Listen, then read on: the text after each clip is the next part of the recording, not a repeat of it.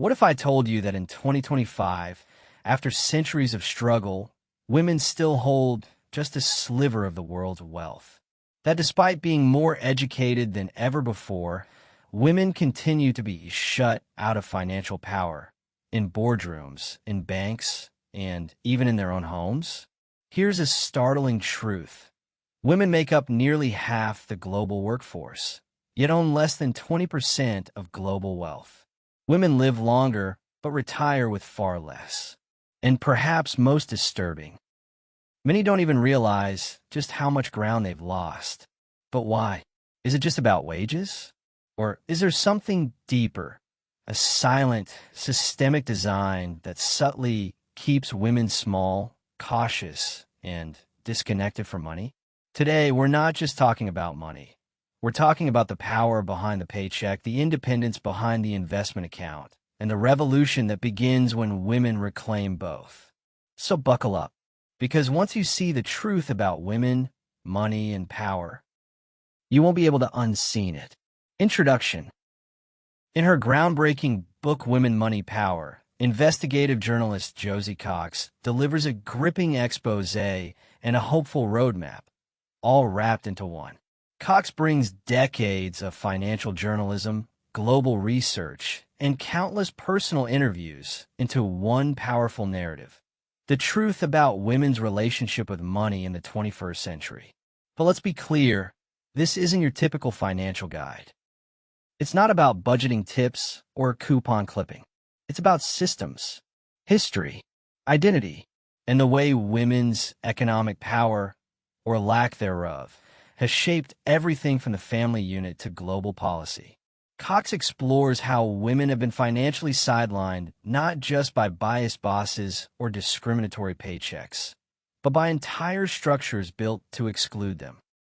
From marriage laws that rendered women property to modern financial products designed with only male customers in mind, she traces how inequality has been carefully coded into everything.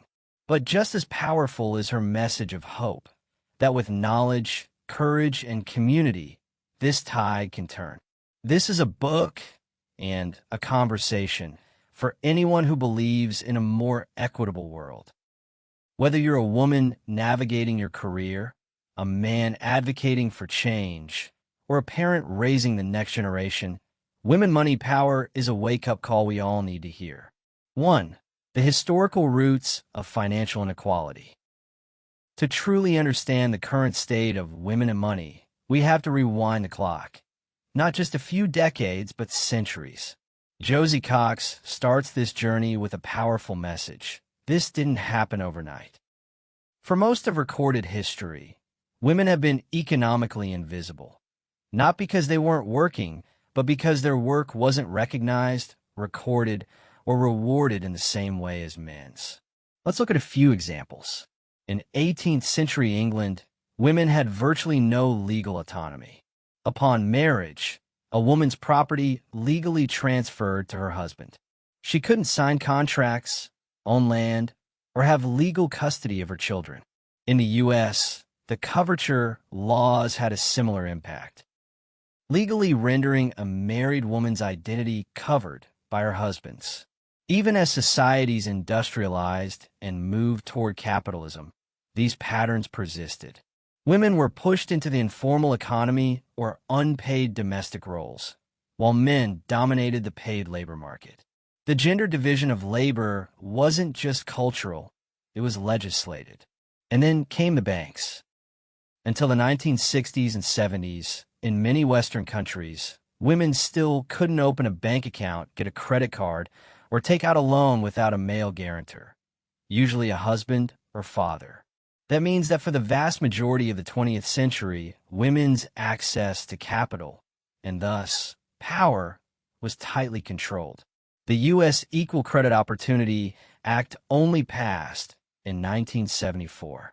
In the U.K., women couldn't apply for a mortgage without a man until 1975. These are not ancient facts. This is living memory. Cox emphasizes that even when the laws began to change, the cultural and institutional attitudes didn't vanish. The systems may have softened their language, but their roots remained intact, making it harder for women to build the same financial security as men. And the consequences? They echo down through generations.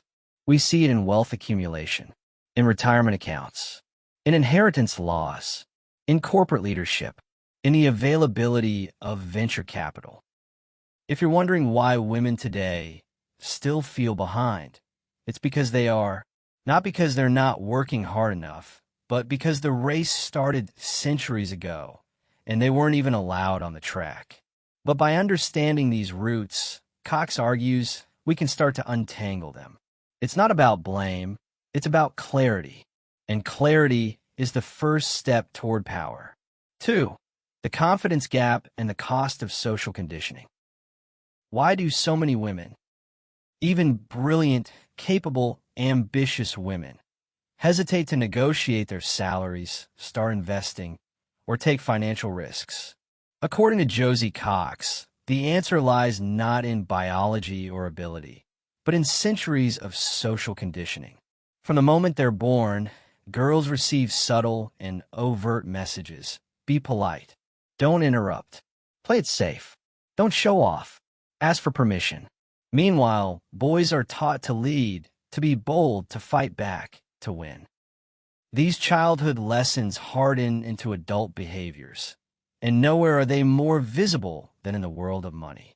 Cox shares story after story of women who deferred financial decisions to male partners, despite earning more or having better instincts.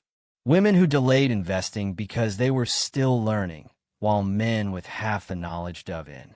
Women who took jobs with lower pay or fewer benefits just to avoid negotiating, even when they were highly qualified. And this isn't just anecdotal. Study after study confirms it. Men overestimate their abilities and knowledge, while women underestimate theirs, even when performance is equal or better. A famous Hewlett-Packard internal report revealed that men apply for promotions when they meet just 60% of the qualifications, while women wait until they meet 100%. Cox calls this the confidence gap, and it's expensive. It costs women promotions. It costs them investments. It costs them retirement security. And most heartbreakingly, it costs them their voice. But Cox doesn't stop at diagnosis. She pushes for a reprogramming at the individual and societal level. She introduces readers to women who've broken the cycle. A single mom who taught herself to invest by watching free YouTube tutorials. A software engineer who negotiated her way into a six-figure salary after years of underpayment. A school teacher who started a side business selling digital courses, building a nest egg faster than any pension ever could. She also points to the power of visibility. When women see other women talking about money, confidently, openly, strategically, the illusion of incompetence begins to dissolve. Podcasts, newsletters, Instagram reels, they're not just content. They're cultural counter-programming. Cox argues that confidence isn't something women are born with. It's something they're trained to suppress, and something they can reclaim. It starts with a shift in language. Not, I'm not good with money, but I'm learning to grow my money. Not, I'm lucky to have this job, but I've earned my seat at the table. Because when women speak about money with conviction, the world listens differently. And more importantly, so do they. 3. The motherhood penalty versus the fatherhood bonus.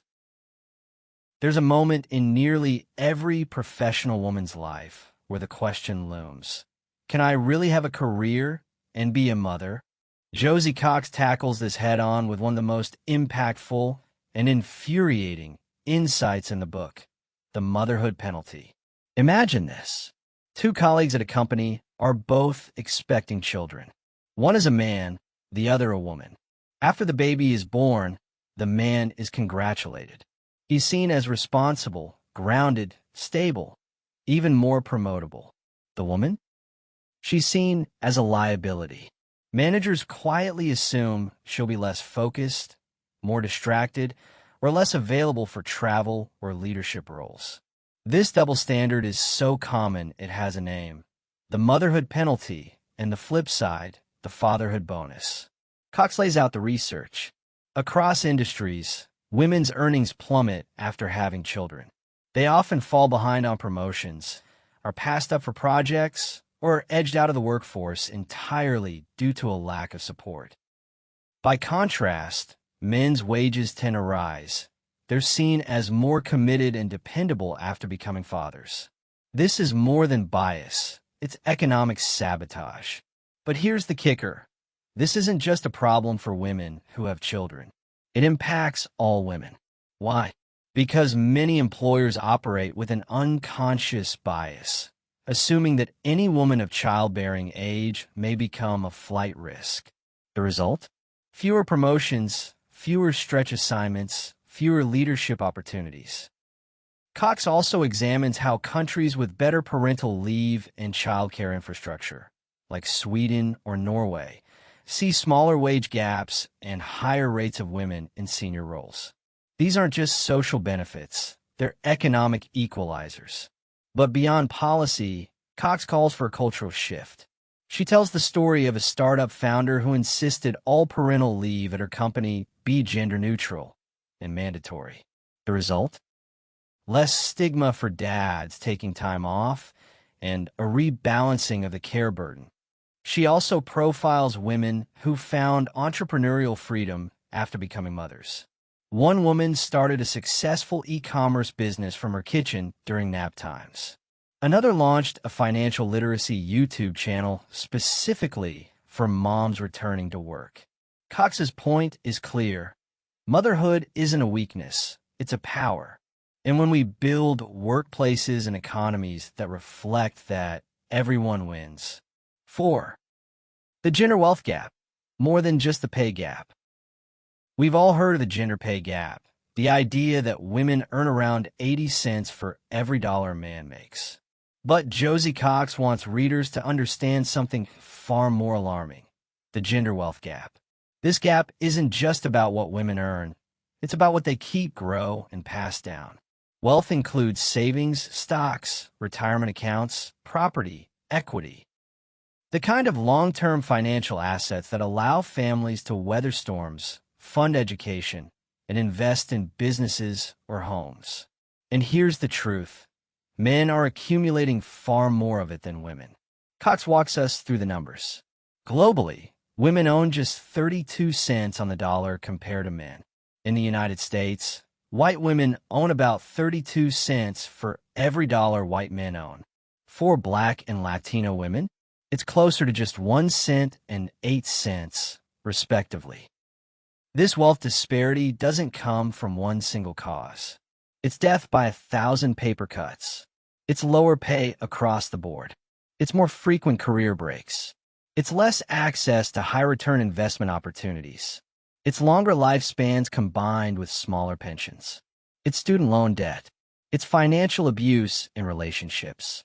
It's discriminatory lending practices. It's the cost of caregiving. Cox makes an important distinction. Income provides stability, but wealth provides power.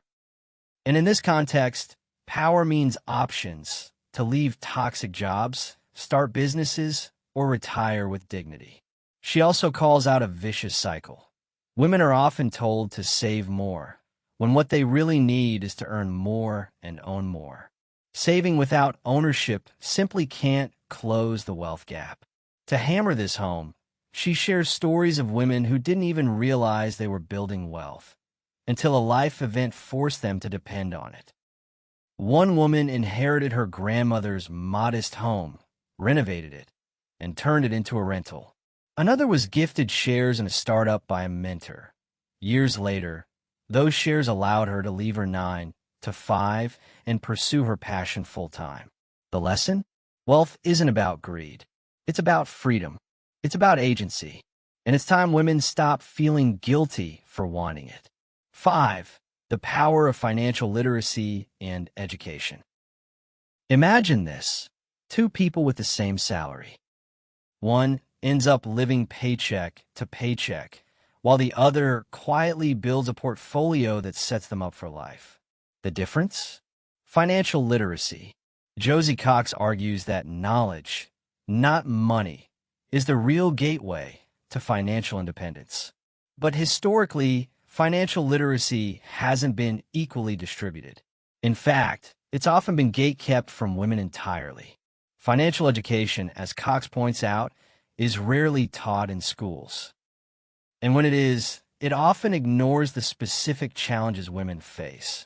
Wage gaps, caregiving costs, gender-based pricing, yes, pink tax is real, and more. Add to this the centuries of exclusion from financial institutions, and you start to see the scale of the challenge. But Cox doesn't just bemoan the lack of education. She highlights a new wave of women changing the game. Think of creators like Tori Dunlap, Bola Sokunbi, or Tiffany, the budgetnista, Ali Che.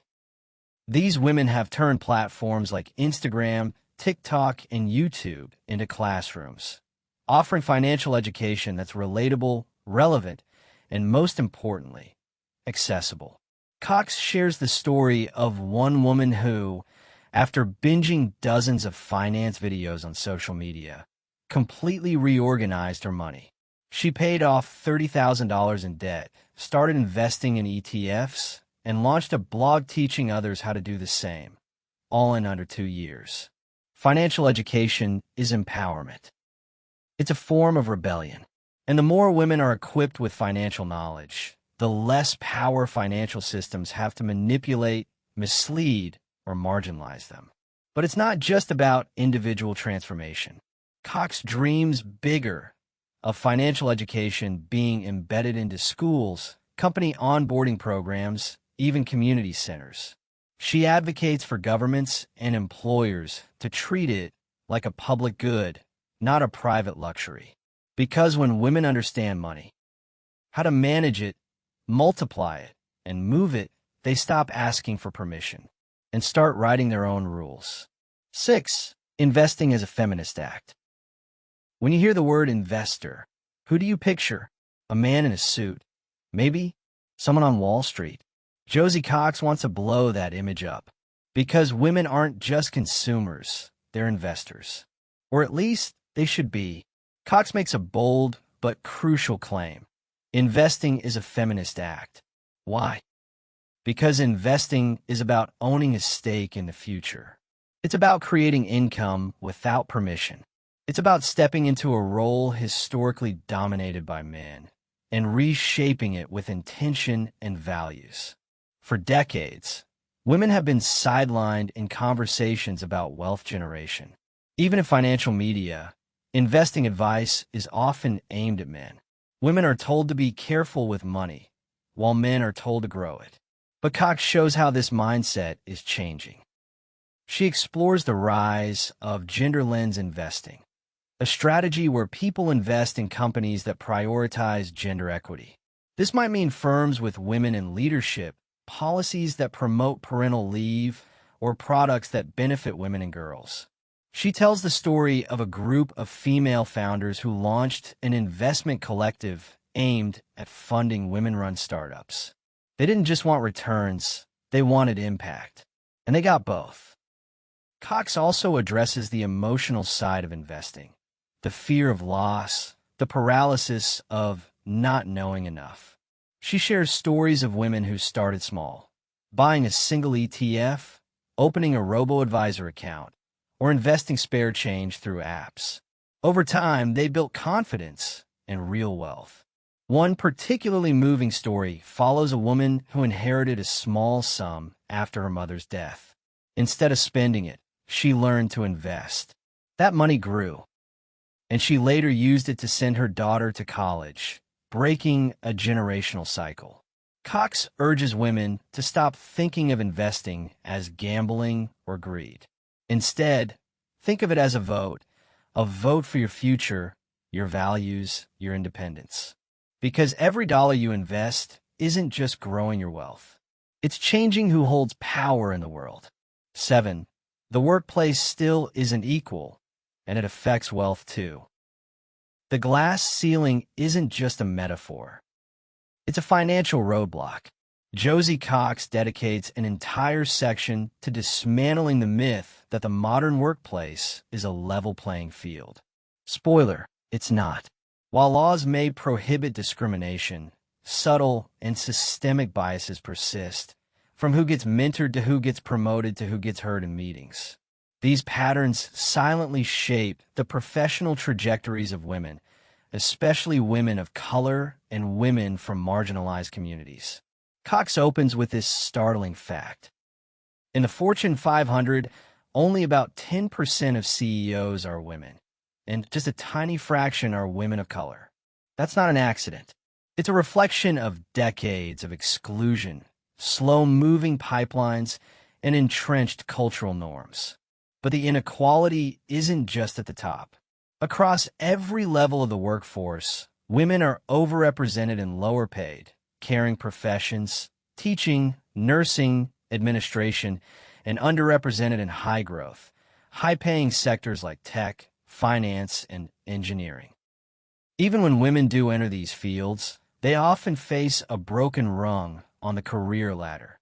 They're promoted at lower rates, evaluated more harshly, and given less feedback.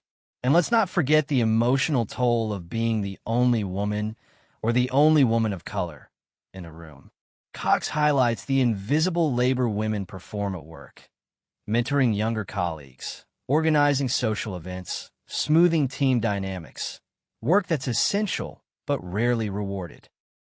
She also dives into the toll of workplace harassment and microaggressions. Many women leave otherwise promising careers simply to protect their mental health. That exit, often framed as choice, carries long-term financial consequences. To fix this, Cox argues, we need more than unconscious bias training or inspirational posters. We need accountability. That means paid transparency, promotion audits, clear parental leave policies, and leadership that's truly diverse. Not just token diversity, but actual representation across race, gender identity, disability, and more. Cox shares the story of a biotech company that tied executive bonuses to improvements in gender equity metrics. Within 3 years, they saw not only more women in leadership, but higher profits and employee satisfaction. The message is simple. Equity is good business, and it's long overdue. 8. The intersection of race, class, and gender. In one of the most powerful sections of Women, Money, Power, Josie Cox reminds us that no woman experiences financial inequality in exactly the same way.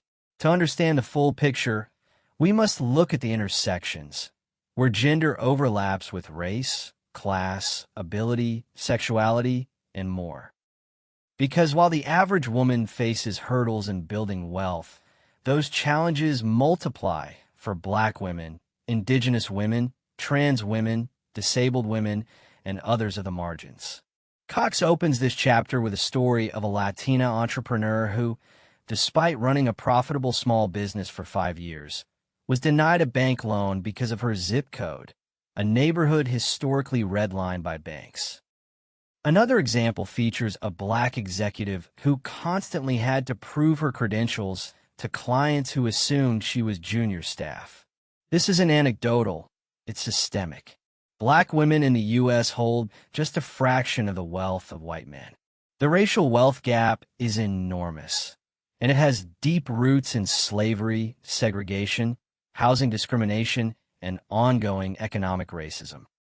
Add to that the barriers faced by queer women, who often deal with workplace discrimination and lack of family support, or disabled women, who face extra healthcare costs, limited job flexibility, and inaccessible infrastructure. Cox insists on one truth. We cannot talk about gender equity without talking about racial, economic, and social justice. To empower all women, we must center those who are most often left out of the conversation. She also explores how the financial industry can be reimagined with inclusion in mind. What if banks designed lending products for single moms, not just married couples? What if investment firms actively funded startups led by underrepresented founders? What if government policy prioritized reparative justice, not just economic growth? In a particularly moving example, Cox highlights a cooperative housing initiative founded by and for Black women in Detroit. Through collective ownership, they're building wealth and stability outside of traditional systems that excluded them. This is the power of intersectionality. It doesn't dilute the message, it strengthens it. Because when we build for the most marginalized, everyone benefits. 9. Money is a tool for social change. If money is power, then how we use that power matters. In the final chapters of Women, Money, Power, Josie Cox delivers a rallying cry. Once women have financial agency, the goal isn't just personal wealth, it's collective change. This idea flips traditional finance on its head. Rather than seeing money as a status symbol or a competitive asset, Cox reframes it as a tool, one that can be used to uplift communities, rewrite systems, and challenge injustice. She highlights women across the globe who are doing just that. Like the founder of a microfinance nonprofit in rural India, helping women escape cycles of debt and dependency.